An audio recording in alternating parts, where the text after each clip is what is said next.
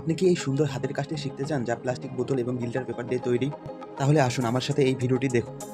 আমি 2 লিটারের বোতল ব্যবহার করছি এবং উপরের অংশের এই নির্দিষ্ট চিহ্ন অনুসরণ করে কাটছি।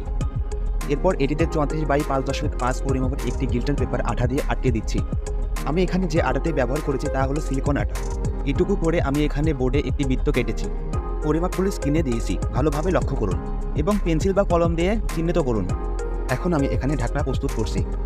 এভাবে আপনার সাজ প্রস্তুত করুন। পরিমাপগুলো ভিডিওতে দিলাম, সবাই ভালোভাবে লক্ষ্য করুন। শেষ পর্যন্ত আমি এখানে একটি রোল বানাচ্ছি যেন এটি একটি হ্যান্ডেল হয়ে যায়। আপনারা বোতলের নিজস্ব ঢাকনাটি ব্যবহার করতে পারেন যদি আপনি রোলটি রাখতে না চান। বোতলের সামনে এই অংশটিতে আমি ফুল আটকে দিয়েছি যা সমস্ত গিল্টার ফর্ম দিয়ে তৈরি, ঠিক আছে? এবং নিচের অংশে আমি 11 সেন্টিমিটার পরিমাপের বোর্ডের ভিতরে মরিয়ে সিলিকন আঠা দিয়ে আটকে দিয়েছি। আমার মতোই খুব সুন্দর করে আপনারা এইভাবে আটকে দেবেন যাতে করে অনেক সুন্দর হয়। এখন এটি সম্পূর্ণ প্রস্তুত। দেখুন বন্ধুরা, কত সুন্দর দেখাচ্ছে। আপনারা এটি তৈরি করতে পারেন। ভালো লাগলে চ্যানেলটি